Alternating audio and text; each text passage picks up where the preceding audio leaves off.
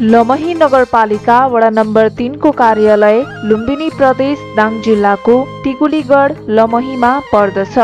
बनगाउँ, मजगाउँ, फल्कापुर, टिकुलीगढ, नारायणपुर यो वडाको प्रमुख गाउँ र सहर रहेका छन्। यो वडाको पूर्व सीमामा लमही नगरपालिका वडा नम्बर 1, पश्चिम सीमामा लमही नगरपालिका वडा नम्बर 4, उत्तर सीमामा वन क्षेत्र र दक्षिण सीमामा भैसकोरमा पर्दछ। कुल 6620 जनसङ्ख्या भएको यो वडाको मतदाता सङ्ख्या 3600 रहेको छ। दर्ता चलानी, प्रशासन शाखा, राजस्व शाखाहरूले आफ्नो जिम्मेवारी अनुसार कार्य सम्पादन गरिरहेका छन्। कुल 5 जना कर्मचारी र 5 जना जनप्रतिनिधि भएको यो वडामा थारू, ब्राह्मण, तामाङ, मगर, नेवार जातिका बासिन्दा बसोबास गर्ने गर्दछन्। यो वडामा थारू, नेपाली, नेवारी, खाम भाषा भाषीका बासिन्दा बसोबास गर्ने गर्दछन्। हिन्दू, इस्लाम, बौद्ध धर्मावलम्बी यो वडामा बस्दै आएका छन्। यो वडाका जनताको मुख्य पेशा कृषि रहेको छ। यो वडाका वडा अध्यक्ष मनोज कुमार चौधरी, सदस्यहरू सुमन कुमार अधिकारी, हुर्मत चौधरी, कृष्ण गिरी, दौकली नेपाली रहनु भएको छ। यो वडाका वडा सचिव रेशमलाल शर्मा रहनु भएको छ। यो वडामा कुल 13 वटा टोल विकास संस्था कार्यरत रहेका छन् भने कुल 30 योजना विभिन्न स्थानमा सुचारू छन्। यो वडाको आर्थिक वर्ष 2079-80 को स्वीकृत बजेट 1 करोड 10 लाख रहेको छ। लमही नगरपालिका वडा नम्बर 3 को धार्मिक तथा पर्यटकीय क्षेत्रहरू जखेराताल, नारायणेश्वर मन्दिर, स्वर्गद्वारी आश्रम रहेका छन्। अब लागौं लमही नगरपालिका वडा नम्बर 3 का वडा अध्यक्ष तथा वडा सचिव रेशमलाल शर्मासँग गरिएको कुराकानीतर्फ। सरलाई स्वागत छ। धन्यवाद, यहाँहरूलाई पनि स्वागत छ। कति भयो सर यहाँ हजुर काम गरिरहेको? म यहाँ लमही नगरपालिका वडा नम्बर 3 मा आएको 3 वर्ष पुग्यो। झन्डै म 3 वर्ष क्रस गरेर म 4थो वर्षमा यहाँ काम गरिरहेको छु। वर्तमान अवस्थामा कर्मचारी जनप्रतिनिधिहरू केमा व्यस्त भएको अवस्था? वडा तहमा दैनिक रूपमा हुने कामहरू त्यसैमा नै हामी चाहिँ व्यस्त छौँ। भर्खरै मात्र हामीले गत असारमा विभिन्न योजनाका कामहरू सम्पन्न गऱ्यौँ। लगत्तै साउन लागिसकेपछि यो आर्थिक वर्षमा हामी चाहिँ धेरै व्यस्त यो सामाजिक सुरक्षाको नवीकरणको काममा चाहिँ हामी झन्डै साउनको महिनामा हामी चाहिँ त्यतातर्फ व्यस्त रह्यौँ र दैनिक रूपमा अहिले चाहिँ हामी दैनिक रूपमा सेवा प्रवाह कुराहरू, विभिन्न सिफारिसका कामहरू, पञ्जीकरणका कामहरू र घरबाटो सिफारिस र दैनिक रूपमा जुन सङ्कलन हुने राजस्वलाई ब्याङ्क दाखिला गर्ने कुराहरू दैनिक वडाबाट चाहिँ ऐन नियमले तोकिएका कामहरूमै हामी चाहिँ व्यस्त रहेर सेवा प्रवाह गरिरहेका छौँ। सिफारिसहरू कस्ता कस्ता प्रवृत्तिका बढी लिन आउनुहुन्छ सेवाग्राहीहरू? हामी चाहिँ यहाँ सिफारिस धेरैजसो सिफारिस हामीले यो घरबाटो सिफारिस, 4 किल्ला सिफारिस, अन्य विभिन्न वैदेशिक प्रयोजनका सिफारिसहरू चाहिँ हामीले चाहिँ यहाँबाट सिफारिस दिने गर्छौँ। त्यो लगायत त्यसको साथसाथै हामीले चाहिँ व्यावसायिक दर्ताका कामहरू पनि चाहिँ हामी गर्ने गर्छौँ। अनि चाहिँ दैनिक रूपमा चाहिँ हाम्रो चाहिँ जुन व्यक्तिगत घटना दर्ता, जन्म, मृत्यु, विवाह, बसेसरीका कामहरू पनि हामी चाहिँ दैनिक रूपमा चाहिँ सेवा प्रवाह चाहिँ गर्दै आइरहेका छौँ। सेवाग्राहीको काम अलि ढिलो हुने, उहाँहरू काम भनेको समयमा नहुने कारणहरू के हुन्? सायद मलाई त्यस्तो त लाग्दैन। सेवा प्रवाहलाई सकेसम्म हामीले चाहिँ सेवा प्रवाह जुन स्थानीय तहको जुन सङ्घीय संरचना आइसकेपछि सङ्घ, प्रदेश र स्थानीय तह, अझ त्यसमा पनि स्थानीय तह घर दैलोमा रहेर नै सेवा प्रवाह गर्ने चाहिँ स्थानीय सरकार र त्यसको पनि सबभन्दा तल्लो निकाय वडा कार्यालय रहेको हुनाले हामीले सकेसम्म सेवा प्रवाहलाई चाहिँ छिटो छरितो नै गर्छौँ। तर डकुमेन्टहरू अपुगका कारणले गर्दा अथवा अन्य केही कारण त्यसका बावजुद नेपालको सेवा प्रवाह कुरा अलि प्रक्रियामुखी छ। अब कति कुराहरू चाहिँ हामीले कागजातहरू नपुर्याइकन सेवा प्रवाह गर्न अलिक कठिन हुन्छ। त्यो कागजात पुर्याउने कुरामा चाहिँ सेवाग्राहीलाई केही झन्झटिलो जस्तो लाग्ने चाहिँ हुनसक्छ। होइन। तैपनि हामीले चाहिँ सकेसम्म सबै कागजातहरू यसरी पुरा गर्नुहोस्, यो कागजातहरू तपाईँका सिफारिस लिँदा या अन्य चाहिँ घटना दर्ताहरू गर्दाखेरि तपाईँहरूको चाहिँ यी कागजातहरू चाहिन्छ भन्ने कुरा हामीले चाहिँ पहिल्यै स्पष्ट पार्छौँ र उहाँहरू त्यही मानसिकताका साथ चाहिँ सेवा लिन आउनुहुन्छ र हामीले सेवालाई सकेसम्म छिटो छरितो नै चाहिँ सेवा प्रवाह गरेको जस्तो चाहिँ लाग्छ। 3 वर्ष पनि भएछ तपाईँ यहाँ आएको। एक आर्थिक वर्षमा यो वडाबाट कति राजस्व सङ्कलन गर्नुहुन्छ?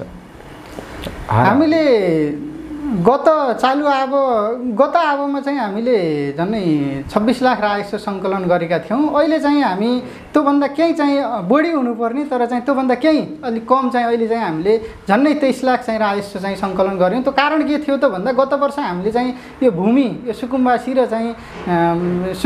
र जुन भूमिसँग सम्बन्धित राजस्व गत वर्ष चाहिँ अलि धेरै कलेक्सन भएको थियो। त्यो सुकुम्बासीहरूलाई जग्गा दिने भन्ने सन्दर्भमा चाहिँ आएका चाहिँ सिफारिसहरूबाट अलि धेरै राजस्व सङ्कलन भएको थियो भने यो वर्ष चाहिँ त्यो राजस्व चाहिँ नभएको कारणले गतभन्दा केही चाहिँ घटेको देखिन्छ। झन्डै हामीले चाहिँ करिब 23 लाख राजस्व चाहिँ एउटाबाट वार्षिक रूपमा सङ्कलित गऱ्यौँ। आर्थिक स्रोतको पाटो के हो सर वडाको?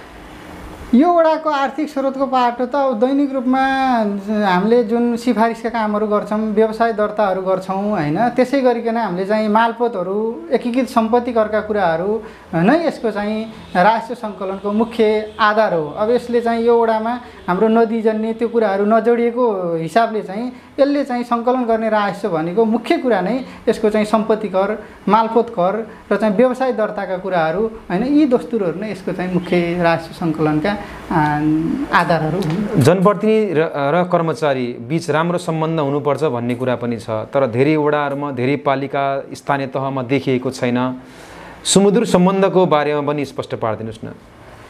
जनप्रतिनिधिज्यू र हामी कर्मचारी बीच यस वडामा असाध्यै सुमधुर सम्बन्ध छ।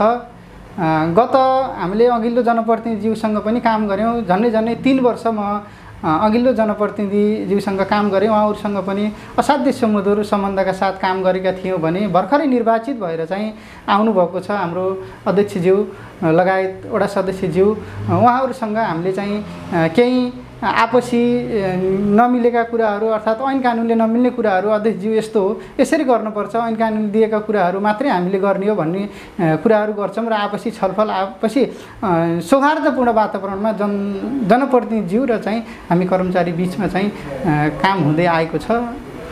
नगरपालिकाले 1 करोड 10 लाख बजेट विनियोजन गरेको छ यस वडाको लागि। त्यो पर्याप्त हो कि होइन?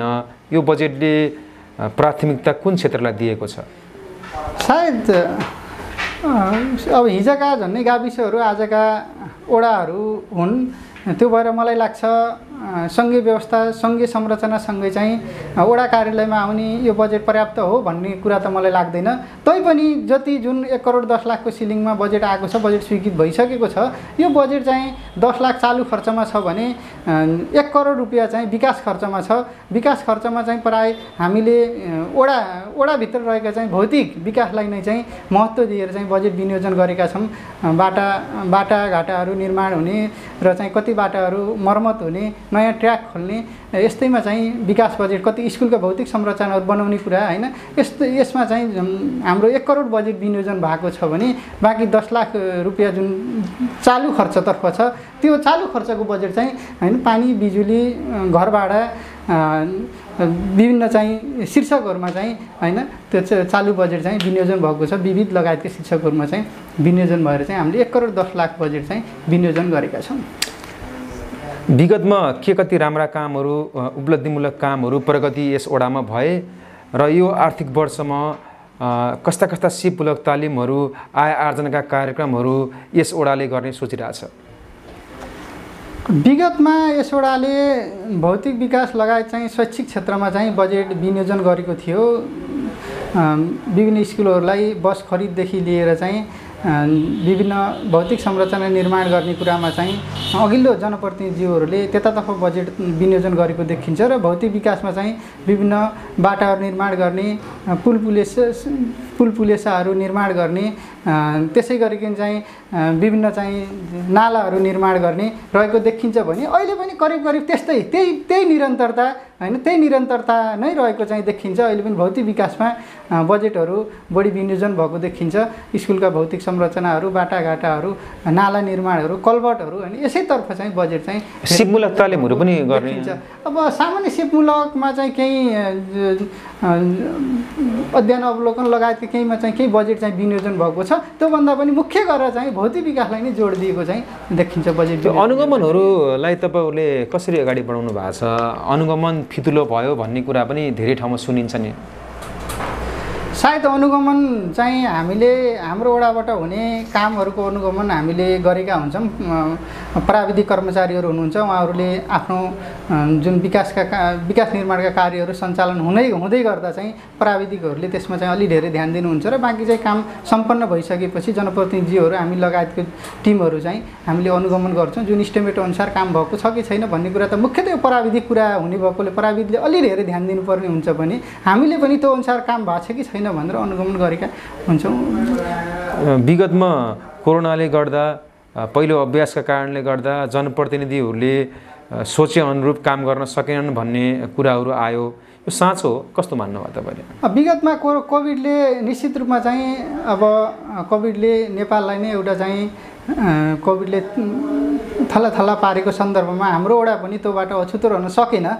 तैपनि हामीले चाहिँ कोभिडले पुरै चाहिँ काममा हाम्रा योजनाहरूमा पूर्ण प्रभावित गरौँ भन्ने कुरा चाहिँ होइन। करिब हामीले चाहिँ विनियोजित गरेको बजेट हामीले चाहिँ बजेटलाई चाहिँ जुन योजनामा चाहिँ बजेट विनियोजन गरेका थियौँ ती योजनाहरू गत वर्षहरूमा पनि करिब सम्पन्न भएको देखिन्छ। केही योजना केही सीमित योजना बाहेक चाहिँ सबै योजनाहरू हामीले चाहिँ कार्य सम्पन्न गरेका थियौँ र अहिले चाहिँ कोभिड क्रमशः न्यून हुँदै गइरहेको सन्दर्भमा चाहिँ अब पनि चाहिँ बजेटलाई एक ढङ्गले जुन शीर्षकमा चाहिँ बजेट विनियोजन भएको छ त्यो ढङ्गको चाहिँ काम चाहिँ भोलिका दिनहरूमा हुन्छ भन्ने चाहिँ लाग्छ। तपाईँ वडा सचिवको नाताले भन्नुपर्दा यो वडालाई राम्रो गराउनको लागि, नमुना वडा बनाउनको लागि के गरिनु पर्ला, भावी सोच योजना तपाईँको के रहन्छ यस वडामा बस्दासम्म? मुख्य कुरा त यो जनप्रतिनिधि र कर्मचारी बिचको चाहिँ एउटा ढङ्गको टिमवर्क हो भन्ने लाग्छ मलाई हैन। कर्मचारीले मात्रै काम गरेर पनि यसको चाहिँ यो वडाको नमुना कार्य हुन्छ भन्ने लाग्दैन। जनप्रतिनिधिहरूले गरेर मात्रै पनि चाहिँ यो नमुना कार्य हुन्छ जस्तो लाग्दैन। त्यो भएर संयुक्त जनप्रतिनिधि र कर्मचारीहरूको चाहिँ एउटा काम गराइको स्पिड हैन, काम गराइको जुन एउटा जनताको चाहना बमोजिम चाहिँ काम गरेको एउटा स्पिडमा चाहिँ हामी अगाडि जान सक्यौँ भने सायद भोलिका दिनमा चाहिँ यो नमुना योजना बन्न सक्छ। मुख्य गरेर चाहिँ भौतिक विकाससँगै चाहिँ शैक्षिक विकासका कुराहरू हैन, यसले मानवीय विकासका कुराहरू, विभिन्न चाहिँ जनताहरूलाई स्किल डेभलप गर्ने कुराहरू त्यतातर्फ पनि ध्यान दिएर अगाडि जान सकियो भने सायद चाहिँ भोलिका दिनमा चाहिँ यो नमुना वडा चाहिँ बन्न सक्छ भन्ने चाहिँ मलाई लाग्छ। यसरी छोटो मिठो जानकारी र समय दिनुभयो, धन्यवाद हजुरलाई। यहाँहरूलाई पनि धेरै धेरै धन्यवाद।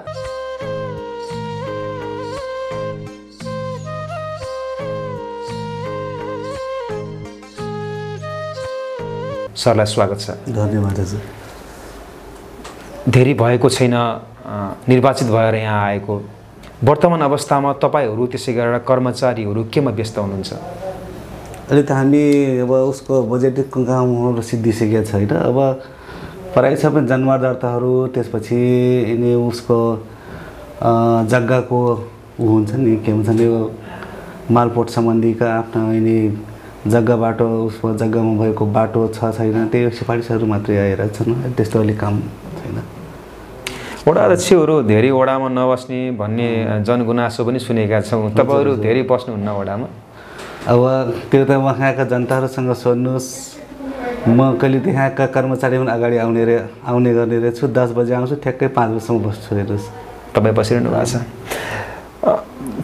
2074को स्थानीय तहको निर्वाचनमा बाबुराम चौधरीले जित हासिल गर्नुभयो यस वडाबाट। उहाँहरूले राम्रा कामहरू पनि गर्नुभएको छ होला र केही अधुरा कामहरू पनि छन् होला तपाईँहरूले गर्नुपर्ने। भन्नै पर्दा उहाँहरूले के कस्ता राम्रा कामहरू यो वडामा गर्नुभयो र के कस्ता कामहरू तपाईँहरूले अब गर्नुपर्छ, उहाँहरूले गर्न नसकेका कामहरू त्यो पनि भनिदिनुहोस् न। अब त्यो उहाँहरूको योभन्दा अगाडिको जननिर्वाचित प्रतिनिधिहरूको बारेमा मैले अब के भन्ने भने हामीले मूल्याङ्कन गर्ने होइन कि जनताले मूल्याङ्कन गर्ने हो होइन। उहाँहरूले कति राम्रो काम गर्नुभयो कति नराम्रो काम गर्नु त्यो मैले भन्ने कुरा होइन, त्यो जनताले गर्ने काम हो। अब उहाँहरूको बाँकीहरूको जुन काम छ विभिन्न ठाउँ पिच गर्नुपर्ने रहेछ त्यो पिचको गर्ने भयो मेरो दायित्व हो र म गर्ने पनि छु। हेर्नुहोस् अब 1 करोड 10 लाख बजेट तपाईँहरूको वडाका लागि विनियोजित भएको छ। 1 करोड 10 लाख पर्याप्त हो अथवा अलि बढी हुनुपर्ने हो अथवा यही 1 करोड 10 लाखबाट तपाईँहरूले के गर्ने सोच गर्नुभएको छ? विशेष प्राथमिकता कुन क्षेत्रलाई दिने सोच गर्नुभएको छ? वास्तवमा 1 करोड 10 लाख जुन नगरपालिकाले हामीलाई अधिकार दिएको छ विकास गर्नको लागि त्यो एउटा वास्तवमा एकदमै कम हो, सीमित हो। कि 10 लाख त हामी उसमा प्रशासनिक खर्चमा काम गर्छौँ र बाँकी बच्यो 1 करोड। अब हाम्रो उसमा अहिलेसम्म हेर्दाखेरि सबभन्दा पछि वडा नम्बर 3 पछि विकासको क्रममा सबभन्दा पछि 3 वडा हो। त्यस कारण 1 करोडले केही पनि हुँदैन, किनकि अहिलेसम्म अरू वडामा हेर्नु जस्तै वार्ड नम्बर 5 मा त्यहाँ सबै बजार भएको एरियाको कारणले गर्दाखेरि त्यो बाटोघाटो बनिसकेको छ। तर वडा नम्बर 3 मा हेर्नुहोस् प्रायः गोडेटो बाटो छ, गोडेटो बाटोमा कुनै किसिमको के भन्छ ग्रेभल पनि भएको छैन, पिच त कुरा परै जाओस् होइन। त्यो हेर्नुहोस् र 1 करोड 10 मध्ये 10 करोड हामी अब प्रशासनतिर छुट्याइसक्यो, बच्यो 1 करोड। त्यो 1 करोडमा हामी अहिलेसम्म मजगाउँ, तिक्लीगर, त्यसपछि फल्कापुर, नारायणपुर होइन, अनि हाम्रो उसमा कान्तिपुर, बनगाउँ त्यसैमा बाँडफाँड गरेका छौँ 1 करोडलाई। सडकलाई मात्रै प्राथमिकता दिनुभएको छ अथवा अन्य क्षेत्रलाई पनि शिक्षा, स्वास्थ्य, कृषि लगायत सबैलाई पनि दिने सोच गर्नुभएको छ? हाम्रो पहिलो प्राथमिक भनेको शिक्षा हो हेर्नुहोस्, त्यसपछि शिक्षा, त्यसपछि कृषि अनि सडक। कृषिमा धेरै सम्भावना पनि रहेको छ वडा नम्बर 3 मा। यो कृषिलाई भनेर के गर्ने सोच गर्नुभएको छ? कृषकलाई कस्तो सुविधा दिने त हाम्रो वडाले? हामी सबभन्दा पहिले हाम्रो उसमा वडा नम्बर 3 का कृषिहरूले केमा सुविधा दिएको छौँ भने हाम्रो नजिकै कोल्ड स्टोर छ, त्यहाँ हाम्रा कृषकहरूले कोल्ड स्टोरमा विभिन्न किसिम आफूले उत्पादन गरेको विभिन्न किसिम अन्नहरू अनि अन्न बालीहरू, त्यसपछि तरकारी आलु भयो, त्यस्तै जति पनि हामी उसमा के कोल्ड स्टोरमा राख्नुहुन्छ उहाँले अहिले 50% छुट दिएको छौँ। पहिलो काम त्यही हो। अनि त्यसपछि हामी फ्रीमा यहाँको मल्चिङ, त्यसपछि टनेलहरू बाँटेका छौँ र आगामी उसमा के गरेका छौँ, योभन्दा अगाडिको उसमा लम्बी नगरपालिकाले के गरेको थियो भने हामीसँग जति पनि धानका अन्नबाली किसानहरूले प्रयोग गर्ने धानका बिउहरू, त्यो धानको बिउ अहिलेसम्म के गरेको थियो भने खालि उन्नत जातका सामान्य किसिमको बिउहरू राख्यो। तर मैले उसमा के गरेको छु भने यो सालदेखि हामी किसानले जुन बढीभन्दा बढी आफूले मन पराएको धानको उत्पादन गर्ने बिउहरू छ त्यो जस्तै 6444 भयो, त्यस्तै किसिमका अन्य धानको बिउ त्यो हामी उसमा अलि धेरैभन्दा धेरै किसानलाई वितरण गर्नको लागि एकदमै धेरै बजेट छुट्याएका छौँ। पहिलो काम त्यही हो। र अर्को कुरा जुन के हो भने हामीसँग अहिलेसम्म के भन्छ 2-4 बुटा काक्तीको बेर्ना, 2-4 बुटा उसमा बेलौटीको बेर्ना, 2-4 वटा उसमा घाँस वितरण, त्यो हामीले अहिले एकदमै त्यो कम गराएका छौँ। हामी जनतालाई बढी पर्ने आवश्यकता कुन हो त्यसमा बढी फोकस गरेका छौँ। सिपमूलक तालिम दिनुपर्छ, तपाईँहरूले आय आर्जनका विभिन्न कार्यक्रमहरू पनि लागू गर्नुपर्छ, बेरोजगार युवाहरूलाई रोजगार कसरी दिने अथवा स्वरोजगारका कार्यक्रमहरू पनि ल्याउनुपर्छ, त्यस्ता कार्यक्रमहरू पनि ल्याउने सोच गर्नुभएको छ कि? त्यो छ, तर हामी यसमा के गरेको मेरो सोचाइ के हो भने हामीले उसमा 1 देखि 9 का वडाले चाहिँ के सल्लाह गरेका छौँ भने 2-4 महिना मात्रै सिपमूलक तालिम दिएर काम छैन। हेर्नुहोस् अब हामी यो जमानामा ICT को जमानामा हामी यस्ता किसिमका अब युवाहरूलाई युवतीहरूलाई के आवश्यक परेको छ, सामान्य सिलाइ 6 महिनाको सिलाइ कटाइ गर्ने त्यस्तो अब हामी राखेका छैनौँ। अबको आउने जेनेरेसनको मुख्य के हो, तिनीहरू आफ्नो उसमा सिकेर आफूसँग अब आफ्नै खुट्टामा उभिएर एउटा व्यापारिक रूपमा लग्ने किसानले त्यस्तामा उसमा तालिममा राखेका छौँ। 2-4 महिना गराउने अनि फेरि उसमा नगरपालिकाको पैसा नाश गर्ने त्यस्तो राखेका छैनौँ हामी। जस्तै अब कम्प्युटर सिक्ने होइन, कम्प्युटर सिक्ने, त्यसपछि अब सिलाइ कटाइको नाममा पनि एकदम विभिन्न किसिमका फेसनहरू अहिलेको जुन चलन चल्तीको फेसन छ त्यो एकदम विशिष्टीकरणको रूपमा जाने भने त्यस्तो हामी राखेका छौँ।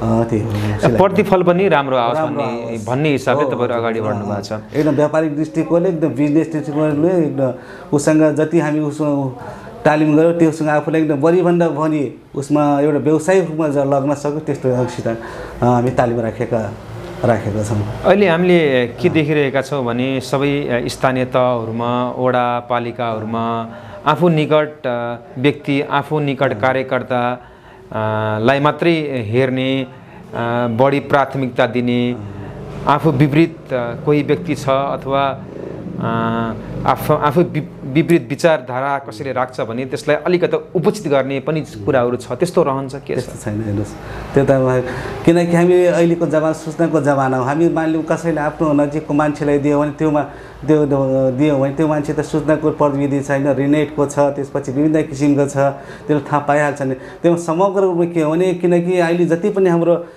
जस्तै नगरवासी या टोलवासी छन् होइन, जस्तो मान लिउँ मेरो 3 नम्बरको जति पनि हाम्रो नगरवासी टोलवासी हुनुहुन्छ, मैले आफ्नो मान्छेले दिँदाखेरि त्यो हुँदैन। अहिले त सम्पूर्ण को तेरो मान्छे को मेरो मान्छे होइन, मेरो सम्पूर्ण 3 वडा 3 वासी आफ्नै मान्छे हुन्। त्यो दिँदाखेरि मैले आफ्नो एकदमै सूचना एकदमै उसमा के भन्छन् हामी पारदर्शीको हिसाबले कुनै योजना आयो भने प्रत्येक टोलमा गएर तपाईँहरूको यो योजना छ, यसरी हामी काम गर्नु पर्यो, त्यो हिसाबले काम गरिरहेको छु। हेर्नुहोस् अनुगमनको पाटोलाई तपाईँहरूले कसरी लिनुभएको छ? तपाईँहरू त्यसै गरेर कर्मचारीहरू सँगसँगै गएर निरीक्षण गर्ने, अनुगमन गर्ने भइरहेछ नि? अनुगमनको बाटोमा के हो भने अहिले पनि हामी उसमा सबभन्दा पहिले त हाम्रो यो सालको भर्खर बजेट आउँदैछ होइन, नयाँ बजेट। तर कुनै पनि गाउँघरमा जति समस्या पऱ्यो भने म त वहीँ उसमा वडामा बस्छु, मेरा 4 जना उसमा वडा सदस्यहरू हुनुहुन्छ, उहाँहरूले कुनै समस्या पऱ्यो भने ल तपाईँहरू ठाउँमा जानुहोस्, यस्तो समस्या छ कुनै ठाउँमा जस्तै समस्या त्यो पठाउने गरिरहेको छु। र विकासको कार्य गर्दाखेरि त योभन्दा पहिले हाम्रो भर्खर बजेट पनि ठ्याक्कै असार मसानको अवस्था हुँदै थियो, त्यो हामीले विकासको बजेट नै चलाउन पाएनौँ। र 1-2टा थियो त्यो मजासँग ल तपाईँहरू वहीँ गएर बजेटको उसमा पनि हाम्रो वडा सदस्यहरूलाई त्यो ठाउँमा जानुहोस्, गएर पुरा त्यो हिसाबले गरिरहेछौँ। र स्कुलमा अहिले त स्कुलमा फेरि स्कुलको उसमा आफै पनि गइरहेको छु, जस्तै फल्कापुरमा जान्छु, हाम्रो यहाँ उसमा जान्छौँ, हामी उहाँ सिटलापुरमा पनि गएको थियौँ, त्यसो गरिरहेछौँ। सबै गरिरहनु भएको छ। टोल विकास संस्था पनि गठन भएका छन् होला? टोल विकास समिति गठन भएको छ, अब कुनै नवीकरण हुँदैछ, कोही नयाँ पनि छन्, त्यस्तो छ। टोल विकास संस्थाहरूले कतिको राम्रो कामहरू गर्नुभएको छ? टोल विकास संस्था गठन गर्नु भनेको भ्रष्टाचार निम्ताउने हो भनेर पनि भनिरहेको अवस्था हो। त्यस्तो नहोस् भन्नको लागि कतिको चनाखो हुनुहुन्छ? तपाईँले दिने निर्देशन उहाँहरूलाई के हो? अब यस्तो टोल विकास समिति संस्थाको जुन विकास गर्नुहुन्छ, कति कुरा गर्नुहुन्छ त्यो कुरा त हामी विगतको कुरामा हाम्रो मेरो वडा नम्बर 3 को बनगाउँको टोल विकास समिति नगरपालिका सम्मान पनि गरेको हो होइन। तर उहाँहरू के कस्तो काम गर्नु त थाहा भएन, किनकि त्यो उसको योभन्दा अगाडिको बजेटको काम गर्नु अगाडिको क्रियाकलाप हो। तर अहिले पनि जुन टोल विकास संस्था अहिले गठन भएका छन् त्यो एकदम क्रियाशील छ, राम्रो काम गरिरहेका छन्। उहाँहरूले तपाईँहरूलाई कुन कुरामा सहयोग गर्नुभएको छ? मेन कुरा त हामी अहिले त्यो बजेटको कुरा हुन् होइन, निर्माणका काम हुन्, बाटोघाटो बनाउने, पुल पुलेसा बनाउने, अनि अब कुनै गाउँघरमा सानो ठुलो समस्या आयो भने त्यही काम गरिराख्नु भएको छ। समस्याहरू कस्ता आइपरिरहेछन् त हाम्रो वडामा? विवादहरू कस्ता आउँछन्? झैझगडाहरू, गाउँमा हुने केही घटनाहरूको बारेमा पनि भनिदिनुहोस् न। अब गाउँघरमा बढी हुने वडा नम्बर 3 को हिसाबले भन्दा के सबभन्दा बढी त हाम्रो यहाँ अहिले उसमा के भइरहेछ भने डिभोर्सको कुरा आइरहेका छन् होइन। सानोतिनो झगडा पनि आउने गर्छन्, चोरी हुँदाखेरि आउने पनि गर्छन्। अब डिभोर्सको कुरा के हो भने अब कुनै ठाउँ बुटोल दाङ विभिन्न ठाउँमा काम गर्न जानुहुन्छ, अनि 2टा केटाकेटी आपसमा मन मिल्छ, अनि त्यसपछि उमेर पुगेका हुन्न, विवाह गर्छन्, अनि विवाह गरेपछि बच्चा भइसकेका हुन्छ, अनि आपसमा फेरि पैसा हुन्न, ल फेरि डिभोर्स गर्न। त्यही हो अहिले समस्या बनेको हो, त्यही हो प्रमुख समस्या त्यो छ। जखरा ताल पनि तपाईँहरूकै वडामा पर्दछ, धार्मिक पर्यटकीय स्थल पनि हो। जखरालाई तपाईँहरूले धेरै राम्रो पनि गर्नुभएको छ, तपाईँ लगायत विभिन्न सङ्घ संस्था व्यक्तिको पनि योगदान छ। अब पनि यसलाई थप राम्रो गर्नको लागि के गर्ने सोच गर्नुभएको छ? अब जखेर ताल भनेको वडा नम्बर 3 मात्र होइन, लम्बी नगरपालिका देउखुरी नै भन्दा पनि जखेताल एउटा लम्हीको शान हो होइन, लम्हीको शान वार्ड नम्बर 3 को पहिचान हो भन्ने म भन्छु। किनकि हामी देखिरहेछौँ अहिलेसम्म यो दाङदेखि लगायत विभिन्न क्षेत्रबाट हरेक ठाउँबाट उसमा जखेटालमा आइराख्नु भएको छ। हाम्रो स्थानीय प्रातिकदेखि बाहिरको उसमा जुन प्रातिकहरू आइराख्नु भएको छ होइन, र जखेराको लागि अहिलेसम्म यो सालमा मैले 40 लाख बजेट पनि छुट्याए विनियोजन भएको छ विभिन्न कुछ कामकाज गर्नको लागि। जे होस् अब जखेताललाई हामी एकदमै नमुनाको रूपमा हामी बनाउने छौँ भनेर हाम्रो वडा नम्बर 3 को मेरो चाहना छ, वडा नम्बर 3 वासीको चाहना भएको छ। भावी सोचहरू योजना के राख्नु भएको छ? अब 5 वर्षलाई भनेर आउनु भएको छ, 5 वर्षमा मैले यो वडालाई हामीले यो वडालाई नमुना वडा बनाउनुको लागि यो गर्नुपर्छ भन्ने केही कुरा त होला नि त। अब सबभन्दा पहिले त बाटोघाटोको हो होइन, जबसम्म बाटोघाटो बन्दैन तबसम्म कुनैको विकासको काम पनि हुँदैन। किनकि बाटोघाटो नै विकासको पूर्वाधार भएको हुनाले सबभन्दा पहिले हामी बाटोघाटो, शिक्षालाई अब अहिलेसम्म हाम्रो मेरो उसमा मावि स्कुल बनगाउँ फल्कापुर दुईवटा पर्ने रहेछ हेर्नुहोस्। अब त्यो बनगाउँ र फल्कापुरलाई हामी के गरेछौँ प्राविधिक शिक्षा एउटा प्रत्येक स्कुलमा नेपाल सरकारको अवधारणा अनुसार प्रत्येक वडामा प्रत्येक नगरपालिकामा प्राविधिक धार भन्ने योजना ल्याएको छ। त्यसैले हामी एउटा बनगाउँ फल्कापुर जुनमध्ये एउटालाई अब प्राविधिक धारमा लाग्ने विचार मेरो त्यही हो। किनकि अहिलेसम्म धेरै विद्यार्थी भाइ बहिनीहरू वा प्राविधिक पढ्न खोज्छन् तर हामीसँग अहिले सरकारी स्कुलमा त्यो नभएको कारणले गर्दाखेरि त्यो पढ्नबाट वञ्चित भइरहेका छन्। अब हुन त छ प्राइभेट सेक्टरमा, प्राइभेट सेक्टरमा अहिले प्राविधिक पढ्न धेरै महँगो पनि छ, खर्च पनि लाग्ने रहेछ। तर वार्ड नम्बर 3 वासीमा के छ प्रायः किसानका छोराछोरी पढ्ने भएको हुँदा जुनहरूको भित्री चाहना हुँदाहुँदै पनि प्राविधिक शिक्षा पढ्न पाइराख्नु भएको छैन। त्यसकारण मेरो पहिलो लक्ष्य पहिलो भनेको 5 वर्षमा पहिलो काम गर्ने देखिने सबै जनताले देखिने काम भनेको एउटा प्राविधिक धार भएको स्कुल सञ्चालन गर्ने र सम्पूर्ण पनि अहिले वार्ड नम्बर 3 मा जति पनि पिच नभएको बाटोले पिच गराउने र हाम्रो उसमा सिटलापुर पनि हाम्रो लाग्छ। त्यसपछि हाम्रो यहाँ जखेताललाई एकदमै अब वार्ड नम्बर 3 को मात्र हैन सम्पूर्ण देउखुरीवासीहरूको लागि एउटा जखेताल प्रमुख उसको प्रातिकीय उसको स्थल भएको कारणले एकदमै हामी नमुना रूपमा एकदम सबैले पहिचान गर्न सक्ने खालको त्यो प्रातिकीय स्थल मर्मत बनाउन चाहन्छौँ। शिक्षा त्यसै गरेर धार्मिक पर्यटकीय स्थल सडक सञ्जालहरू लगायतमा तपाईहरूले विशेष ध्यान दिने सोच गर्नु भएको छ। यसै हामीलाई समय र जानकारी गराइदिनुमा धेरै धेरै धन्यवाद। धन्यवाद। ल सरहरूले पनि आइदिएकोमा हामी वडा नम्बर 3 को वडाधीशको हैसियतले तपाईहरूले जुन एउटा जनतामा हैन वडा नम्बर 3 का वासीहरूमा चाहिँ मैले 2-4 कुरा राख्न मौका दिनुभएकोमा तपाईहरूलाई म धेरै धेरै धन्यवाद दिन चाहन्छु भन्दै तपाईहरूसँग बिदा हुन्छ। धन्यवाद। नमस्कार।